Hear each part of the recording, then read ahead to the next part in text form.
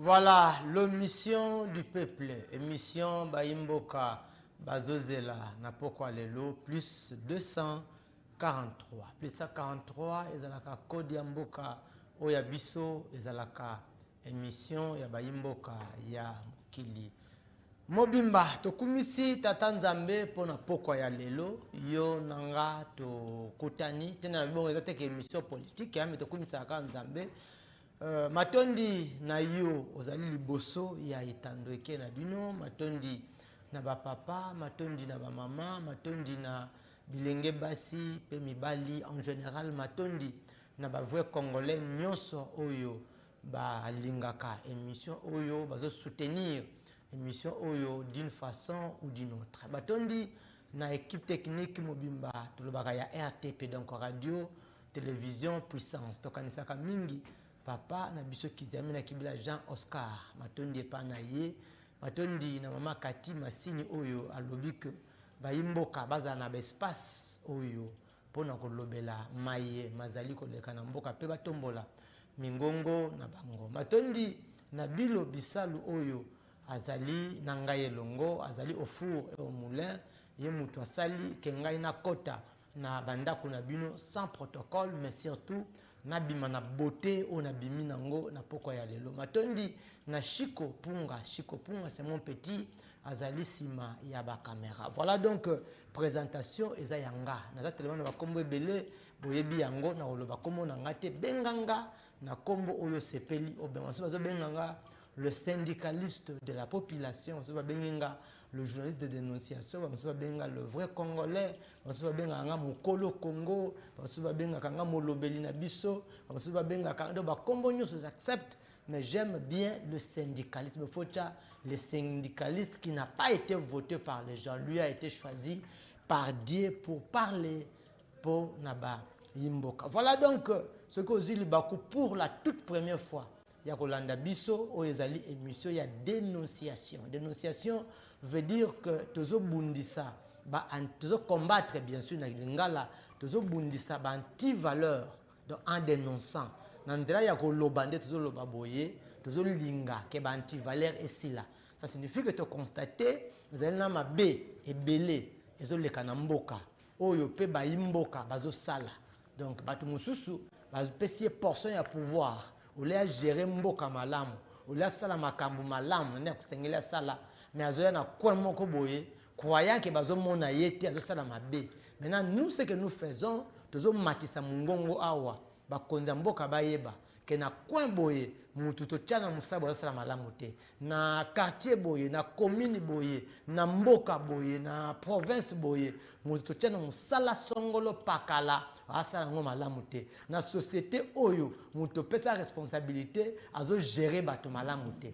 Bazo ba décision ba longola soko ba longola ye, ceux qui ba ko mité ba mité ye, ceux qui aza mabeza makasi ba pégère ba nyonse ba renseignement nazo profiter na senga bino bozo ba bic na bino bozo ba bloc notre agenda pour na ko noter, parce que je vais vous donner beaucoup d'informations. Ngana pesa bino on aza nango ba imboka pe ba ko bakisa ba ko benga boyoka, donc oyo ezali koleka na mboka na biso. Voilà un peu idée ya émission oyo.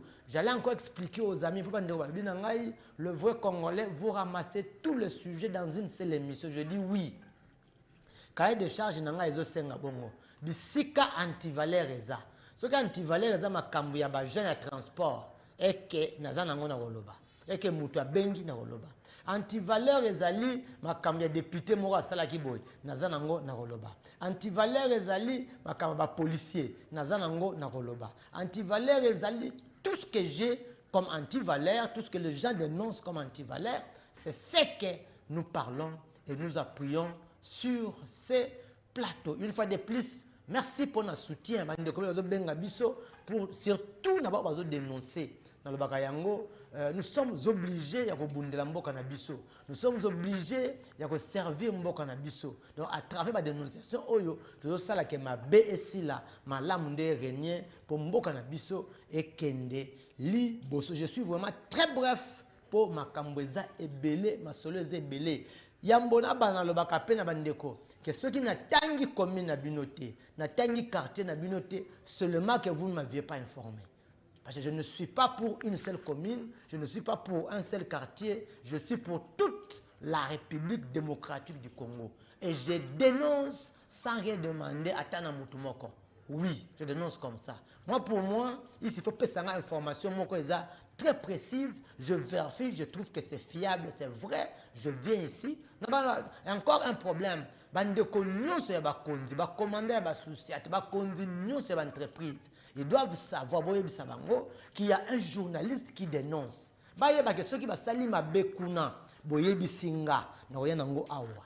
Awa nde na zaboye, le famille et le famille me suivent. Donc je risque de citer votre nom na misa bana na yo.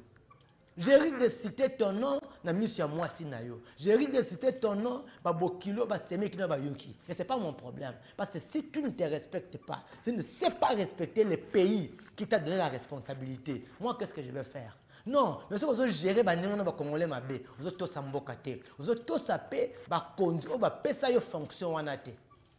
Maintenant, moi, que je vais faire? Je vous ai dit, je ne suis pas un syndicaliste qui a été voté par les gens. Moi, je suis qui a été voté. Moi, je suis un syndicaliste qui a été envoyé par Dieu. Ça va vous perturber. Voilà donc, Nabandi. Natamboli na kota ngiri na moni bato ke kombola ba venir ceux qui va venir ba ceux qui va dire ceux qui ba sosa ceux qui va shaba ceux qui va birmanie ceux qui ba ba direction voilà je maîtrise pas trop mais ce que j'ai vu curieusement na moni bato ke ndiko kombola yango balati ba moi tu vas gérer la takawana quand j'essaie de lire derrière na moni ba commis fondation Edi Yele. Mais Edi Yele, c'est un vice-gouverneur. Moi, je n'ai pas compris. Edi Yele, azali vice-gouverneur. Aza Eli provincial, il y a Ngiringiri. Aza Eli national, il y a Funa. Mais azali vice-gouverneur, il y a ville-province, il y a Kinshasa. Mais je n'ai pas compris. Je me suis demandé, nami tuningai moko. Ce qui fondation Edi Yele, bazo kombo na Ngiringiri. Bon, admettons. Gouverneur titulaire, il y a Eli, ceux qui ont Ngaliema, ceux qui ont Ngaliema, certainement. Il y a pas sali fondation na ye, je n'ai pas dit qu'il y a fait, mais il y a pour sa fondation na ye, bah qu'il y a comme la Ngaliema. Donc, titulaire a tindi batu bah qu'il comme la fief na ye, adjoint un peu a tindi comme la fief na ye. Si quoi na Masina, na Ngaba, na Makala, na Matete, na Barumbu, na Lingwala, bah tu n'as pas que comme la.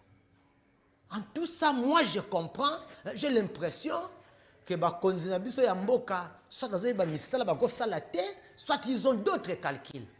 Or, si vous avez déjà titre de gouverneur ou vice-gouverneur, mais tu penses à toute la ville de Kinshasa. Tu dois penser à toute la ville.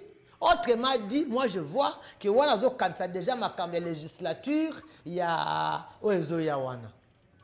Admassou député Nangiringir. Ça c'est votre deuxième mandat. Et de sur quoi vous êtes devenu vice-gouverneur. Bon, moi je ne sais pas ce que nous avons, mais moi, vous ne faites encore rien. C'est comme mandat, il y a mis ça tout au sein. Il y a pas Nangiringir. Excusez-moi. Le premier mandat, on a donné député pour ça à Ngiringiri, à Salibapon, à Yami Batunaba Feti, il a assisté dans des deuils. Deuxième mandat, gouverneur, il y a ville. Vice-gouverneur, bien sûr, il y a ville, comme on a prince, tout ça, il n'a rien fait de grave, on lui ajoute encore un troisième mandat. Masuki Wana. Quartier Bumba, Ngomba Kikusa, commune Ngaliema. Parce que la première érosion très terrible. Depuis Mboula Morebeta, qui j'avais les images depuis longtemps, mais ça est moins compliqué. Bila l'acception de l'image, total à Yango. Après, on a dit quartier Bumba, Ngomba Kikusa dans la commune Ngaliema. Côté à Verkis. Pendant que nous sommes Ngaliema, côté à Verkis, n'a pas si bien mbote. Bilo, toke total à élément wana, ndenge bandako, ma pangu ya batu Panzani, na ya gozonga, et bon to avancer. Merci Bilo. Mbulu ebeti na buto lelo. Ebuki même bote le kwei, libozo mona. bandako ya clôture, bandako étage nyonso yango wana na libulu. Makambo ekomi sikoyo yango libulu yango epandi lisusu. Pandi lisusu bien. Comme suka na érosion. Donc ndenge nazoloba boye toza na kati ya libulu.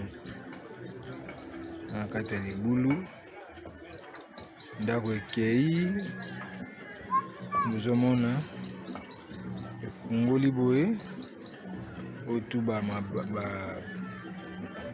clôture ya brique bandako ya bétage ekwei ndako ya bétage ekwei bavoisin bazolongwa bakei epa na ngai malgré na travaillaki ndambu mais ça ne va pas.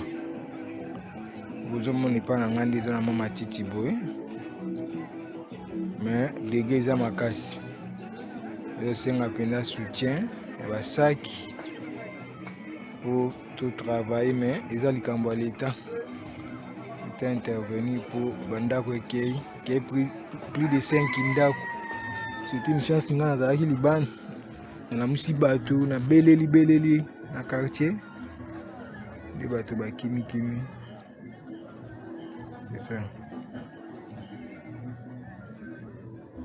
Mbule obeta na ngwe kote nazalaki na ekotala omoni nde badege ezosalema nde na sauve ba ame bato ebele na bimisi bango.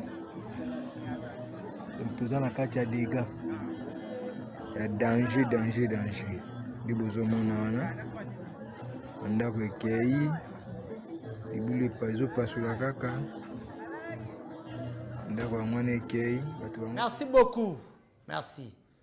Voilà, bon comprendre que image zali amateur. Pour mes zali que bon noter. Avant na tuna mituna, nazo expliquer bino que zana érosion moko encore na camping. Camping, c'est non loin de l'ipenda camping madiata érosion moko ya muke banda ya munene banda ki na se ezo mata dans peu de temps et route ya buka, je sais pas bien on dit route matadi je crois. Et à buka ngo. 24 certainement on appelle ça 24 oui. Camping 24.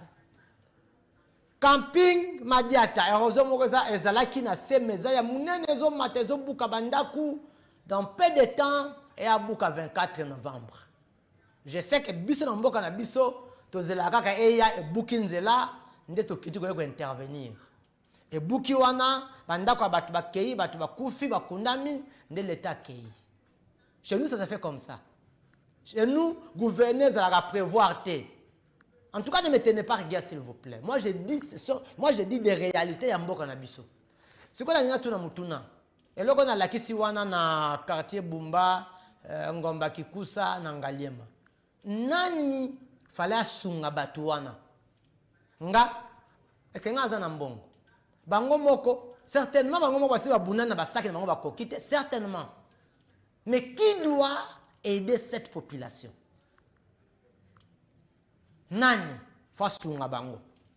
Nani? Vous pensez à la réponse. Qui doit aider cette population? Est-ce que Batouana bazato bazate? Ngai na sina yebisi batu na plateau na ngai. Na ba commune na bino bo sala effort. Boye ba kombo ya ba député provincial national no vota. Boye ba bo sala effort. Je suis en train de vous dire la vérité. Les députés boye nangate, je dis la vérité parce que vous ne faites pas normalement le travail pour lequel on vous avait envoyé. Quand on a la route, il y a deuxième, route de la jeunesse. Côté il y a Chikapa 1, Chikapa 2, côté il y a Rechado. Je serai là-bas dans peu de temps. Nakozalawana, Kalate. Je reprends les images mais quand on lit une liste comme ça, on va rassembler à Royoka. Vous savez semblant pour mes athées, mais vous allez revenir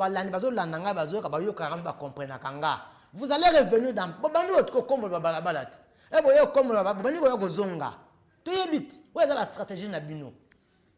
5 000 bopesa biso tolia 5 000 kaka ndengo zo kende boy tolia ngwesi liba polo na zana polo de piset kilo nanda na zana ngo nani akena na polo wana na fête nani akena nango Je vais revenir. Ndeko ba numéro na nga nyonso mibale eza na WhatsApp. Salanga na ba message audio, ça na ba message audio. Ba appel bo za la très prudent. J'ai beaucoup de choses à parler, ce qui na sisi na fongo téléphone bengi mbala moko na sisi émission. Ce que vous avez dit que nous avons crédit, tu vas appeler après l'émission. Bo salanga na ba message audio. Bo salanga ba message WhatsApp. Appel, je vais vous donner juste quelques temps. Ce qui n'a pas si temps, et puis l'émission va finir. J'ai beaucoup à dire au Batwasi Bayebi Singaï. J'ai beaucoup à dire. Laissez-moi le temps de parler. Je suis venu pour la dénonciation. Il faut que la dénonciation de ça. Je suis dans WhatsApp. Nous avons besoin d'élargir l'émission.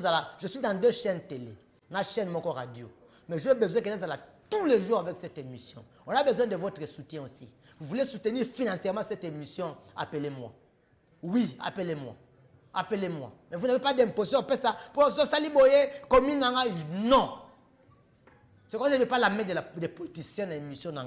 Voilà donc votre chaîne YouTube, les vrais Congolais qui vont s'abonner massivement. Votre chaîne Abino. Mais on a besoin que les Congolais puissent participer à l'émission pour comme tous les jours dans les 2 chaînes, RTP et BRT Africa, tous les jours. En tout cas, ça me demande moyen malunga pour qu'on dénonce régulièrement Konziba Yoka. Voilà, je parlais de la érosion, il y a Ngomba Kikusa, Bumba, Naleki, dans le ya camping, Naleki, dans le il y a route de la jeunesse. Côté il y a Shadow, je serai là-bas, dans le lobby. Yoka Siko, révélation. Na arrête 3 payotes. Arrête 3 payotes, c'est dans la commune d'Nsele. Arrête 3 payotes, c'est entre Efobank et Terre Jaune. Arrête 3 payotes. Place Wana, ezali quartier Oyo, ezala kaliboso cimetière. Oye biango. Cimetière, na fongo na parenthèse.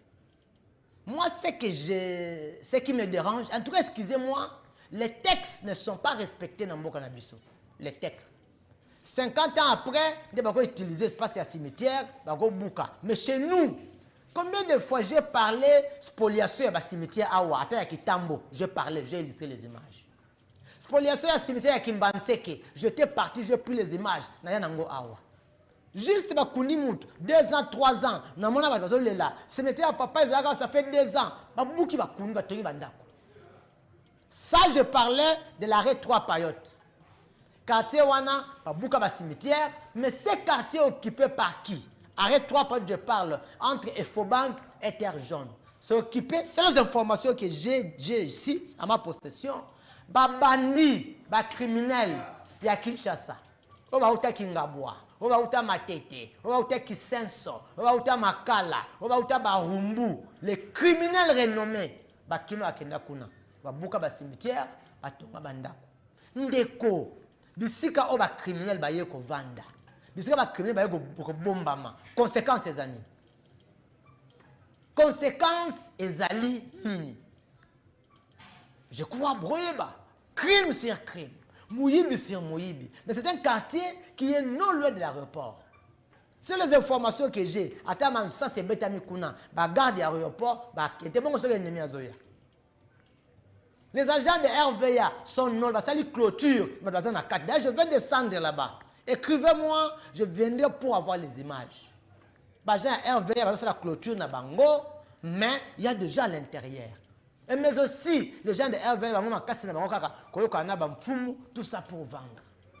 Je rappelle que les arrêts 3 payotes entre Efobank et Terre Jaune, il y a trop de criminels au Bawuta, na ba commune, au Boyebi, ba Matete, Barumbu, Makala, Kingabwa, je peux citer encore quoi, partout, ba Kenda Kuna.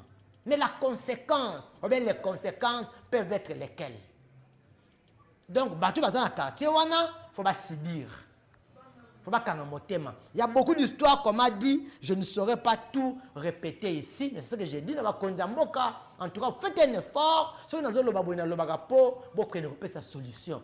bisika na lobi kuna zo bunda bokei bisika na lobi tracasserie zali bokei bisika na lobi boye bokei pour que la population bazwa ouf de soulagement population fois à se sentir protégée dans l'état à se sentir ça comme c'est comme un enfant côté à papa c'est comme ça que moi nanzela ya émission oyo nazo tombola mungongo ce que je dis ça vient des Congolais c'est ça. C'est comme un frère me disait, le peuple congolais me consulte au côté caché ma cabane habite dans côté caché parce que moi je ne commets pas une infraction, moi je suis en train de dénoncer, je parle. Je dénonce. Voilà, vous allez m'appeler hein, comme bipété le côté moi kimia, vous allez m'appeler, je suis en train d'avancer un peu vite, rapidement dans ma quartier Bagata côté sous l'avenue Kimfumu, école Vallée de Grâce. Kuna babokela bango conteneur quartier Bagata sous l'avenue Kimfumu côté école Vallée de Grâce babokela bango conteneur moko na butu ces gens là demandent mutu ke na boka conteneur wana akene kolonga conteneur na ye je parle de Makala quartier Bagata avenue Kimfumu bakena boka conteneur moko kuna bokende kolongola yango côté école Vallée de la Grâce bokende kolongola yango noki ndeko ko bipenga te. J'ai dit bosalanga ba message audio d'abord mais préparez-vous pour vos appels dès que je vous donne le go bo bengi mbala moko parce que on sera à la fin de l'émission mais laissez-moi le temps na dégager rapidement. Je vous avais dit atanazana ndako atanazana ndela partout dénoncer na notaka yango. Quand vous m'appelez je vais vous dire zana zo papier na zo papier na commis je vérifie si c'est vrai na roya koloba. Si vous voulez pas attendez-moi mais soyez prêts à m'appeler. Ne ko bipé ngate. Mise en service des agents de carrière de service de l'État. Mise en service des agents de carrière de service de l'État. Waneza mukanda oyo ministre Liaou akomaki na ministre ya finance. Ils ont intitulé dans un document na awa mais j'ai pas le temps de repérer Sabino yango. Mise en service des agents de carrière de service de l'État. Baza 43 agents oyo bancien ya école nationale de l'administration publique INAP. Hein?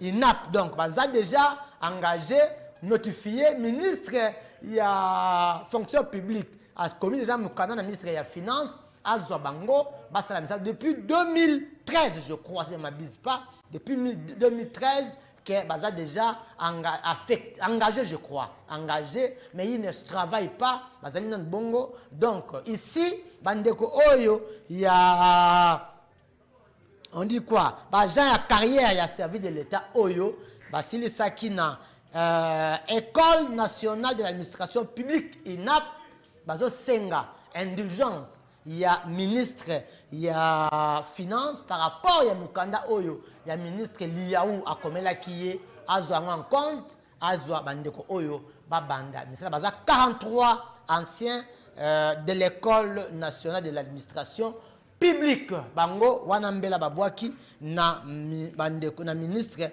ya finance. Voilà ministre ya finance na ba service bazo yoka makambu oyo bosala effort bozwa ba papa oyo bazo nyokoma na mabota na bango ils n'ont pas à faire. J'avance vite pour vous laisser le temps d'appeler. Arrêt Régie des eaux. Arrêt Régie des eaux, c'est dans la commune de Selembao. Soko outi rond-point Ngaba comment on appelle rond-point Ngaba triangle courant armé Munongo Régie des eaux. Avant d'arriver na côté ya commune, hein na ngambo Selembao. Kuna bazana problème ya tracasserie ya ba policier. Bazali na souciat moko, souciat wana eza côté ya direction ya parc donc arrêt de côté direction ya parc côté ya école Sainte-Pauline full moko ezawana full ezawana y a un problème ba policier moko bazawana ba policier bazawana ba benga ya légion pure bango bazo kanga bazo talate attends on a 70 ans bango ba quand on a 80 ans bango kanga et puis ils insultent n'importe qui bandeko ya commune ya Selembao major ya commune ya Selembao tala makambu ya ba légion pire na yo. Je reviendrai encore le solo ya major ya Selembao que j'ai ici sur mon plateau. Ne vous en faites pas. Ndeko salanga message audio C'est le message normal, SMS. Ça, je vais lire ça après l'émission. Je vais lire ça après l'émission. Ici, sur le plateau, na yamba kaka bapel. Tu veux un appel normal. Hein? Bapel normal kaka. Nde na yamba na plateau awa. Bapel mususu wana. Na yoka ango sima. Message audio na bino. Na yoka ango sima. Je peux noter. Hein? Moi, na mboka le même sur likambu ya Kabasele. Oh, ça, c'est un message qu'on m'a fait. Bonsoir, Tolanda Kayo fort. Na province ya Kwilu. Hein? Na mboka Mangai. Merci beaucoup. Merci. Province ya Kwilu. Na Mangai. On est en train de me suivre. Merci beaucoup. Na Pesibino Mbote. Je ne sais pas na Tente, na Nengenin, mais je vous salue. Province ya Kwilu, na Mangai. Donc, vous allez m'appeler en direct. Je disais, nakoya na lisolo ya major. Il y a commune ya Selemba. Après, quand je vais avancer. Ndeko zela muke. Bobonga maka déjà, mais zela muke. Voilà. Commune ya Kinshasa. Kabambar de l'école. Commune ya Kinshasa. Kabambar de l'école. Zana souciat moko wana. Côté ya école Luvungi. Souciat moko ezana. Bandeko balobi nanga. Souciat wana. Ndenge komi ataba hotel pesa la kabongote. Donc bango kuna ba posé bazana souciat wana Kabamba de l'école côté ya école Luvungi. Kuna ba policier wana mituka oyo lala ka wana oyo kufa wana nde ba komisa yango ba hotel. Ba komisa yango ba hotel, ba garçon de chambre ezalaka ba policier oyo souciat. Le dossier ici, j'en avais parlé et je continue d'en parler. Na bieza makamusu e parasaka un peu soni. Mais bo tika ngana ba soni na lobby yango te, mutaka loba ngo azate. Makamu ya ba prostituée, ba no so ba ndeko so ba ndumba, ba tchel. J'avais dit ici. Na ba maison communale presque nyonso ezali. Ça se fait na bénédiction ya ba policier o bazalaka wana. Ndeko pendant que ngana zana plateau so ke liboso ya maison communale ya Bahumbu. O mona bango bazali. OK liboso ya maison communale ya Kinshasa. O mona bango bazali. OK liboso ya maison communale ya Lingwala. O mona bango bazali. OK na maison communale ya Bandal. Je vous dis. Na lemba kutu kota ba tete tina ba balabala na banzela. Mais moi j'avais proposé na ba bourgmestre. Ba luka moyen ba organiser système wana ba ceux qui ba mo ngeza musala c'est pas ba organiser ba ndeko ba ndumba wana ba tia bango ata na ndako moko boye ata bisika ba tia bango ole ba tika bango na balabala parce que na balabala ezo bebisa éducation ya bana. Il peut y arriver qu'on a 22h, 23h, 21h na mwana bo uta place bozo zonga avec les embouteillages. Comme place wana na mwana yo bo moni makambo ezalaka wana. Vous voyez un peu ce que ça fait dans mitou ya bana. Donc ça, je parlais de Kabambar, de l'école, hein, côté école, Luvungi. Bisika musuna tangite za ebele, et ça se fait sous la bénédiction ya ba policier. Sous la bénédiction, il y a ba policier que toutes ces choses-là se font. Et moi, je ne peux pas fermer ma bouche. Moi, je dois parler. Voilà. Dénonciation, il y a souka. Pobo bandako benga na yamba bino parce que c'est compliqué. Tracasserie, il y a ba policier. Tracasserie, il y a ba policier. Tracasserie, il y a ba policier nan. Na ba gens, il y a transport. Je suis dans la commune de Selembao, dans la commune de Bumbu. Donc, Selembao, Bumbu. Nous sommes sur 24 novembre. Hier soir, autour de 15h, nga moko. Nazalaki na landu nga. Nazalaki na landu lobby vers 15h. Ndeko, biloko na monaki na landu place wana. Ah nzambe, mokonza mboka za na pasi. Mokonza mboka basunga kayete. Je vous dis, même les officiers militaires dans le coin, il y a 24 et à landu wana, sont des voleurs. J'ai dit, j'assume, je pèse, mais moi je suis sérieux. Je suis sérieux. Ndeko, beta tour à tayo, kendeka na landu 24. Landu, j'ai dit 24. Liboulou moko salami wana. Moi j'étais côté école moko wana, école Selam. J'étais là. C'est que moi j'ai vu na misunanga. Chauffeur moko ya 207 certainement utani musika zo kena Selembao. Quand il est arrivé là-bas, j'ai un transport.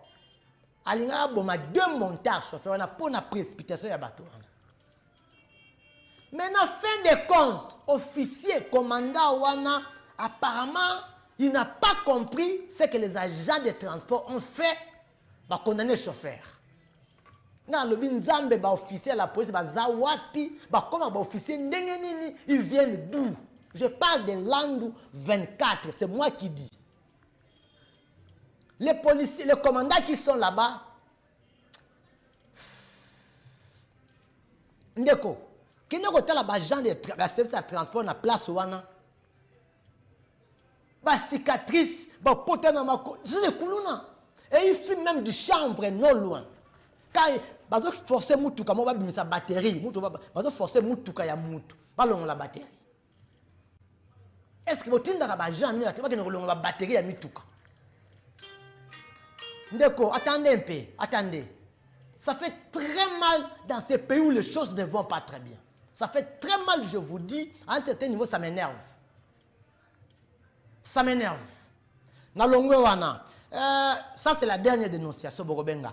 Là, j'ai dit révolution Gombe Matadi. Là, c'est du côté Selembao. Oui, maintenant, le Banangambo a boum. Na bourgmestre ya boum, maman, oyo.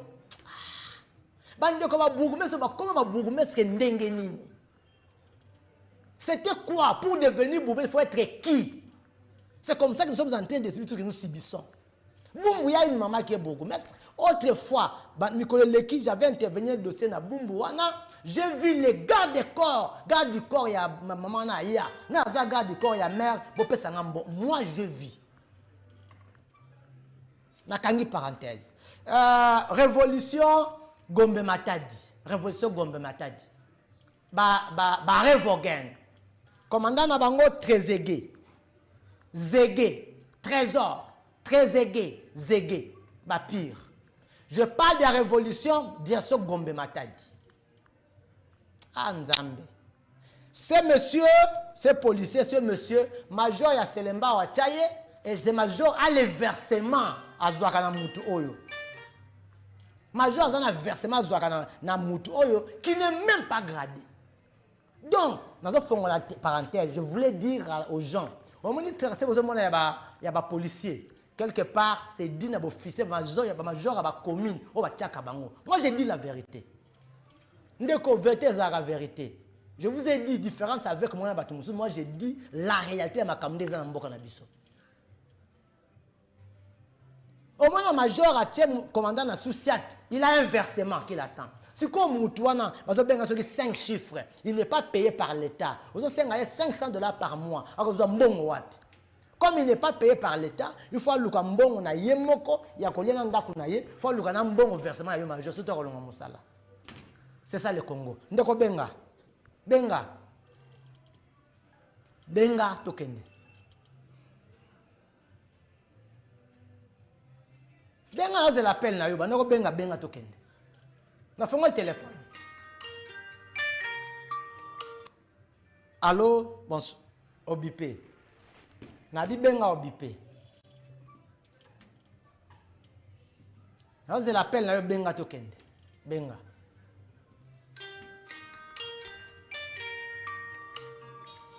Allô, bonsoir. Bonsoir. Allô? Comment on a vu congolais? Comment on a story na bengi na commune Nanjil. Nanjil na quartier nini? Quartier 13. Loba papa oui. Nanga pona ba policier o ba sali biso mix na ba phare DC awa donc bazo beta bazo krakase ba tumabe. En tant que ba kuluna na toi crime na 13 ans zéro mat. Mais par contre, nous avons 18h, 17h pour ma couple. D'abord, nous avons un couple. Nous avons un porte forme, nous avons un côté lié, nous avons un forme, nous avons un peu. Donc, lundi vraiment. Dans la phare d'essai. La phare d'essai, dans la Kumbi, la quartier 13. Parce que nous avons la police, la phare d'essai, donc, quartier n'a pas de minute, il y a crime même si c'est mati. Et c'est comme mathématiques, pour que nous avons un côté militaire. Merci beaucoup. Merci. Bandeko bazoyoka, bakonzi bazoyoka. Benga tokende, je me réserve de parler encore. Je me réserve de parler encore. Allô, bonsoir. Allô, bonsoir. Bonsoir. Papa benga nga voix congolais. Naza papa mais la voix congolais. vrai Congolais. Bonsoir. Bonsoir. Vraiment, le Cameroun est déjà normal. Ce qui est na météo. Nzalama musika ya télévision na yo. En plein. Oui, on a dit que non, météo, Makamba Bandumba, vraiment, même à 5 h du matin. C'est pas poli. C'est pas poli. Il faut que le bel Cameroun makache. Merci. Merci beaucoup. Merci papa. Tous les Africains, de surcroît tous les Congolais. On ne peut pas prendre des systèmes, il y a pas tout le monde. Non, et puis nous avons besoin de protéger l'éducation de nos enfants. Ceux qui ont besoin de ordonner, orienter. Allô? Bonsoir. Bonsoir, mon amboka. Bonsoir, mon amboka. Comment madame bonsoir? Mpona makambo émission osala na émission na kitoko mwana mboka biso kotoyo na commune ya Kiseso quartier Dingding la bafabese moko baza na technique ya me bazokanga bana bazobeta bazobuka bango maboko donc okomi na insécurité makasi bazobuka bana maboko bazobeta bana kobuka bana maboko donc la police oyo ezala na commune ya béton na kwe ya venini na kwe ya mbomi donc bazokanga bana ka mari kwana même la police wana bakomota mwana bana kuluna donc kokota bana bandako donc na quartier Dingding comme la Kiseso tozali na sécurité makasi c'est donc sur les Cameroun donc ça passe déjà passe là sur retour. Merci beaucoup. Merci beaucoup. Merci. Déjà 2 appels, il y a la FARDC. 2 appels, ngana koloba na suka. 2 appels à la FARDC. Allô, bonsoir. Ndeko vraiment moment omoni a bien ko biper yango. Moment omoni vraiment ya bien ko biper yango.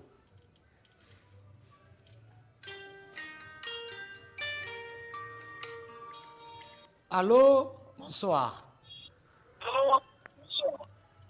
Bonsoir. Les vrais Congolais, comment on a les vrais Congolais? Oui, les vrais Congolais. Vraiment, vous avez aimé na émission Oyo Mingi pour na bana poka. Vraiment, na toujours comprendre que surtout les gens routiers. Ils ont pas si pour Namboka. Hier, moi-même présent, na Matadi Kibala. Moi-même présent, il y avait un véhicule au Congo central, et comme juste un Mayala, juste dans Matadi Kibala. Et les agents du transport, ils document un véhicule. Chauffeur, moi-même j'étais présent, nous avons tout l'inglaté. Petit document nyonso. Mais les gens ont parvenu au Saliboko, ils ont contact. Et il y avait un capitaine qui passait sur la route, moi j'étais présent. Le capitaine Wananda pour intervenir pour le chauffeur. Donc on a menacé les chauffeurs. Merci Ndeko, merci, je comprends le crédit Sili. En tout cas, ça fait très mal, à moins cause de la faux Congolais. Si tu es un vrai Congolais, ce qui se passe dans ces pays. Mais je sais que je dis la vérité. Je sais que je dis la vérité. Et la vérité reste la vérité. Allô, bonsoir. Allô, bonsoir. Bonsoir, frère Congolais. Comment on a bien bonsoir?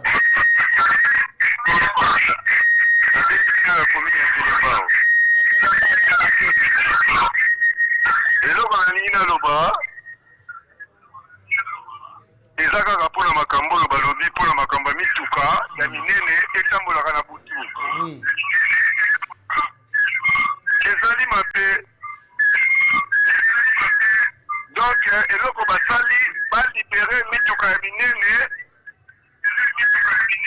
etambolaka ere nyonso oyo elingi problème ezali eza makambo ya nzela nde baprince eza mabe babongisa bamakadame po embouteillage esila baprince mpe mosusu basala baprince mpe mosusu merci basala baprince mosusu babongisa banzela epuis batya bajean ya malunga barégulaka circulation ça aussi c'est un problème Ça aussi, c'est un problème. Ndeko, on a posté la publicité, on a maison de couture, maison d'habillement, et là, on a chose en au lobby, c'est pelé les cannes, émission à biso, on bengangaï. On a la promotion à biloko na yo, ils ont la école, ils ont tout ce que tu veux. Je peux le faire, tu peux m'appeler. Allô, bonsoir. Allô, bonsoir. Oui, allô papa. Comment on a vu Congolais, on a papa mais on a vu Congolais. C'est Kanda. Oui. Na commune ya Congo, abattoir. Comment Massina? Mais tu peux comprendre que le système est comme il faut. Parce que attention, on laisse la banque aussi la rater. Tracasserie na niveau impossible. Tu peux comprendre que c'est Merci beaucoup Ndeko na Massina. Je disais na Bandeko, on a posté tout ça la promotion ya misala na yo. Maison de couture, maison d'habillement, vous avez une école, tout ce que vous avez, tout ça la promotion nango, appelez-nous à travers ce numéro. Vous s'abonner et belé na chaîne na bino le vrai Congolais TV. Nous avons besoin le soutien pour cette émission. To le kaka mikolo nyonso awa pour to tanga ka bakombo ya batu wana pe ba konzambo ka bayoka kayango. Makamunde kwa zolo ba ya ba bese sila kate bese sila esila te nga problème na nga liboso ezali ke batu ba ja ya transport zana na manière problème na nga ya liboso yango wana. Pourquoi on engage des kuluna pour pas que nous contrôler les documents? Nous avons matadiki ba bouki contact. Même nous sommes en ordre. On doit nous contrôler. Mais que ces gens-là soient formés, que ces gens-là soient instruits, que ces gens-là aient des manières. On a mon qui na langue 24, ce sont des kuluna. C'est comme rage au fongoli au tiki na bat. Ces gens-là ne travaillent pas. Ces gens-là sont des voleurs. Ces gens-là sont des fumeurs de chanvre. Ces gens-là, on les met à la portée des gens. Pourquoi? Allô, bonsoir. Allô, bonsoir.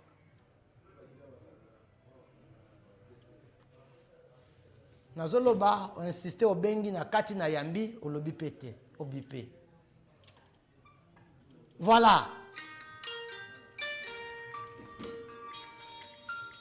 Allô, bonsoir. Allô, bonsoir. Vrai Congolais, comment on a vrai Congolais? Oui, moi, il fait comme on a eu Oxel. Oui, papa, Nalina Loba, vrai Congolais, Nalina Loba, di Kamouya, Bajan transport, on en a PCR dans le marché de la liberté, na c'est à sauter mouton. Donc, pas moins, parce que ça la tracasserie, mon complexe, on a pas PCR, pas PCR, surtout pas PCR. Compagnie moko, na ba policier, na ba commandant ba souciat, na ba gens, ils sont d'une même compagnie. Donc, na kutuna rôle ba ke ba longane ba PCR ba tsa ba fara de cette année. Te, ba fara de cette au kansa ba santo. Mon frère, j'allais dire ça na souka mo lobby yango. J'ai je crois 3 appels à wa et ba fara de cette. Ba fara de cette au kanisa ki bango ba santo. Je vous dis, mais ba ndeko ba bengi awat. Ba fara de cette na makala. Ba fara de cette na kisenso. Ba fara de cette soko uti po matete uti kingabwa oye na po matete po matangomba wana oya na po matete ozwa mituka banga balemba. Les fara de cette ne sont plus sérieux. Non. Allô, bonsoir. Allô, bonsoir. Bonsoir, Mbwana Mboka. Les vrais Congolais, oui. Comment on a bien Bissau? La ligne n'a fait ça. Oui, au message, oui, ça, gouverneur de la ville, na biso, M. Bumba. Oui. Ah bon, ça saute na entrée à Petro Congo, wana. Libulu mo ya mukie eza wana. Ils ont pris sa grand bouteillage. Na Pascal Lisusu. Ndeko, ozotanga mabulu mibale. Oyo nanu ya mibale ezobandela na mbouteillage ya makasi na biso nanu ya biso ya changu na tongo. eza te mabulu wana na bato ozomona ngo teke tozokoka te embouteillage na bino ya ntango mosusu ezala cause na batrakase ya bapolisier te yo soko osalaka na ntango omona entre kimbuta j'étais là le samedi nakendaki matanga moko kuna policier moko ya monene azalaka na entre kimbuta oyebi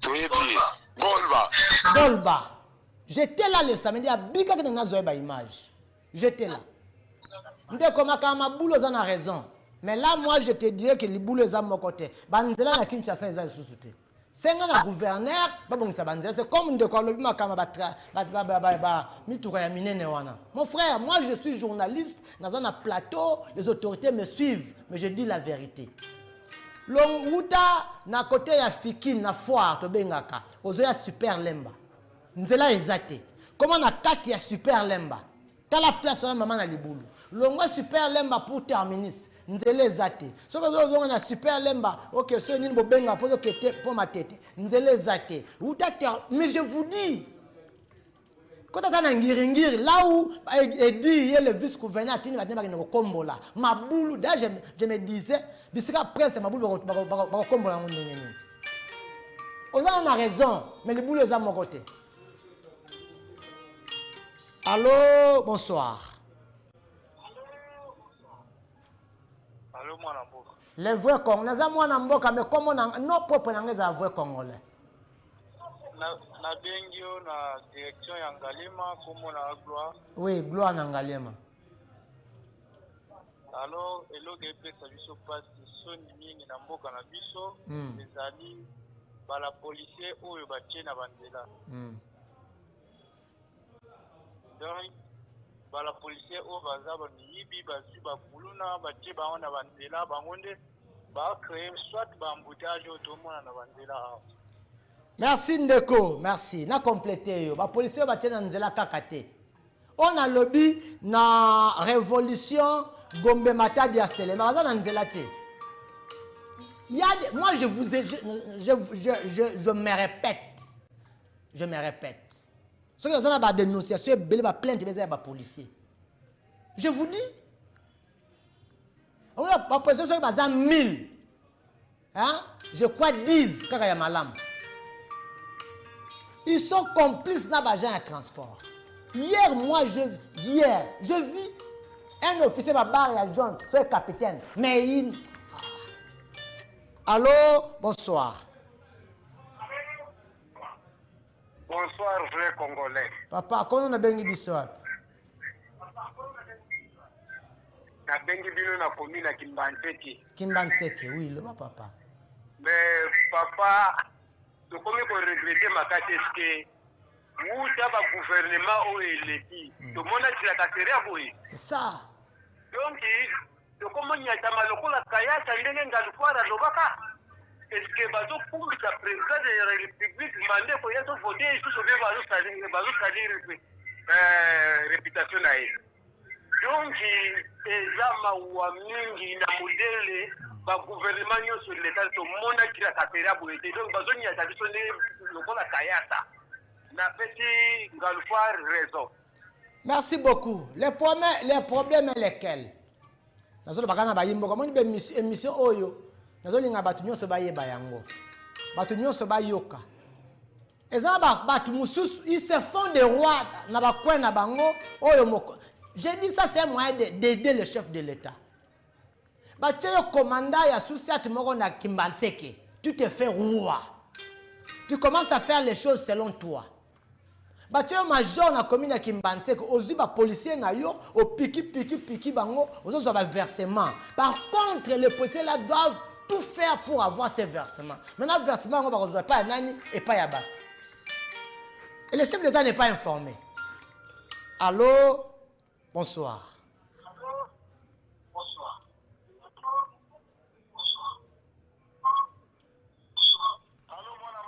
Comment on a bien dit ça? Allô, mon amboka. Comment on a bien dit ça? Bien. Ezanga papa Jacques na Maluku. Na Maluku, papa Jacques Loba na Maluku. Ah, en tout cas, na poma tete vraiment dans la jeune wana ya transport, po namoni meme lelo chauffeur amemi bato me bakoti bakangie na vola bazobenda benda ye donc eza vraiment ordre te eza vraiment ordre te kobenda bato misusu donc eza mpenza yango te bome kotelela biso likambo wana vraiment makasi na desole na poma tete na se. Merci. Merci beaucoup. Merci papa. Merci. Makambi ya ba agent ya service ya transport na ba ndeko ba chauffeur bino bozo sungangate. Je vous avais dit bolukelanga ba kombo ya ba chef ya ba service ya transport ya ba commune. Chaque commune ezalaka na chef ya service ya transport. Ce chef là dépend ya bourgmestre. À des fois quand je parle à ba bourgmestre on me dit non. Non. Pourquoi on doit mettre Nanzela ya bato bakuluna bakeno kanamutuka? Pourquoi? Kuluna kanamutuka ndenge nini? Briga kanamutuka ndenge nini? Allô, bonsoir. Allô, bonsoir. Allô, bonsoir. Allô, papa. Comment on a bien dit ça, Piloba? Papa, tu bien dit bino kaka. Tu veux qu'on le te donne quand la commune a fait son école la technique na doit suivre quartier. Papa, c'est la base tabana. Mais quoi tu te mets ça base tabana, basa musala mon fils à la capitale, ça la capitale. Quand on a pas policier, parce que na kumula ba teka ngoba ba créer pour faire la bandako donc biso botolo ba komuna kiseso na paquet de moins zappé ba fa ba policier ba donc moins zappé papa na biso bota soli kamu total kinate. Merci beaucoup Kisenso Makala, je reviendrai. Merci beaucoup. On qu'on fasse la promotion à Misala Nayo, promotion à Biloko Nayo, promotion à entreprise, promotion à boutique, promotion à maison de couture, promotion à maison de coiffure, promotion de tout ce que tu es en train de faire. Appelez-nous. Écrivez-nous sur WhatsApp. On va t'aider à faire la promotion. Allô, bonsoir. Allô, bonsoir. Bonsoir papa. Comment on a bien dit ça? Comment on a fait congolais? Na comment on a babi na bengi na commune ya Kimbancheke.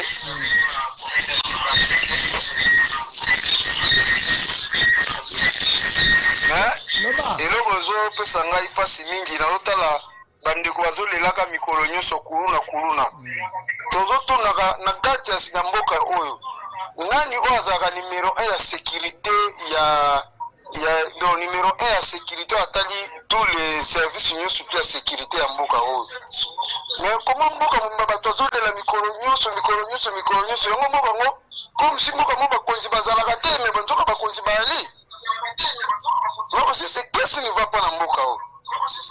Ou bien ezali koloka bien kindoki moko bo ezali kati na mboka oyo ndeni. C'est normal te? Merci. Merci beaucoup, Ndeko. Merci. Je disais commune ya Kisenso, une école technique. Ba faire de ces bazawana. Makambu ya Kisenso, makambu ya Makala, makambu ya Kilwangu, na be mission na ngani nyonso na lekaka partout je passe dans le belaka yango. C'est comme Ndeko to loba peine. Tozo loba, bandeko bazoloba, mais ba konzi, ba sala semblant. Autrefois na kendaka na côté ya Ndanu. Nakenda koza ba image ya dik moko kuna na yena lobby mai soki etondi tout ça on n'avait pas cru mukolo mbule beta ba mai etonda batu musu bakenda ko ba canon rapide kenda ko kufa kuna. J'ai dit que nous avons raison et nous avions raison. Na senga na ba konza mboka bakanga mato to ce peuple azoloba, c'est la population qui parle. Quand la population souffre et si vous êtes chef, c'est pour la population. Vous avez mokonzi ya population. Vous allez bourgmestre la population. Vous allez mokonzi la sécurité à Kinshasa. Vous devez sécuriser le peuple. Vous êtes commandant à Souciat, c'est pour la population. Vous êtes, c'est moi qui, c'est pour la population. Mais biso na Congo, au contraire, ce qu'on commis pour Mbongo. Chez nous, quand tu as commis commandant, on commence à calculer à Mbongo. ça, c'est comme quand on t'affecte, calcule combien de bon. Il y a qu'à 100 000, il y a qu'à 200 000. La mission détournée. Allô, bonsoir. Oui, bonsoir. Frère congolais. Bonsoir. Oui. L'Indina toujours problème de Loba, Zana Kimbanseki, na Kimbanseki awa, Naruto Mokali. Oui. Naruto Mokali, en tout cas, Makamozolo, papa, la police, ya mabanja wana, tokomi na libulu, o esalemi wana koma na Pascal. Yetina moko koti na kabina, moto ka koti, toka retia koti, ngeto zokin. Tokomi na yetina mabanja wana, kota terrain. Tokoti na simatere, biso tozana bakoli na biloko. Siko ozo kote so na terrain nengeni. Papa, tokoma na terrain buyabi, baklia nyonso bokita mutanazo eloka kene mutuke za sisi. Mutuke za nini? Papa kanga gange boye. Komiza biso mama tana ngambo apon. Rutu mokali na Pascal, so komi na Pascal rutu mokali. Abe nyiba nizo kene. Papa, tokemi na bakoli na mutu bandawana. Donc on dirait à saisir na mutuka na bilba client vraiment comportement au lobela likamulo na mabanza wana azali etina. Okanga komo na bozo boyebi komo na ete hein? Komo na ye na kangite. Merci. Na yebi komo na tozali penga na kanda makasi oteme suki. Moka nini ezali baluwa ko bakoni. Merci. Bakuni no bien penga bakoni ba tebi ko ba battre la population. Merci. Mboka zana mibeko. Mais apparemment, les textes ne sont pas bien respectés. Apparemment. Mokonzi Mboka Azali, très mal entouré, les gens le disent, jusqu'à la base. Ataba bourgmestre, basunga Mokonzi Mboka te. Ba major à la commune, basunga Mokonzi Mboka te. Ba commandant ba sous-set, basunga Mokonzi Mboka te. Ba commandant ba tête na ba rond-point, wana ya ba phare, ya ba PCR. Basunga Mokonzi. Je vous dis, papa, moi je suis congolais, je circule Kinshasa, je sais ce qui se passe. Et à voir nous les kakawana comme la zamotema mabe nanya comme na suka émission la comme na suka na bana koloba osana po to la promotion ya musala na yo to la promotion ya école to la promotion ya maison to la promotion ya tout ce que tu as benga biso ba numéro ya ngwana chaîne YouTube ya Bayimboka le vrai congolais TV. C'est important. Les gens m'appellent partout. Je dis que nous avons besoin de soutien pour cette émission. On veut à ce que l'émission de Mikolo Nyonso na la chaîne télé na radio Moko. Mikolo Nyonso le kaka. On veut ça. Mais il faut des moyens. Vous voulez soutenir cette émission, appelez-nous. Vous allez passer la promotion à Biloko Nayo, Benga Biso. On va vous aider. Vous allez la promotion à maison de couture, maison d'habillement, tout ce que vous avez comme entreprise. Na Komina Souka, rendez-vous vendredi à 18h45. 18h45 na za awa na bino, na kozalaka na bilamba onde na zalaka nango, na zalaka na chemise moko, kazaka moko, cravate moko, koti moko. Mbongo nyonso ba député bo votaka oh non ba ko lebeso makam ba kena ko lia mbongo ba salarien bandeko ya comment on appelle ngaliema côté à Don Bosco, je vais venir chez vous. S'il y a m'appeler, appelez-moi, je descends sans condition. On se voit vendredi à 18h45. Bye.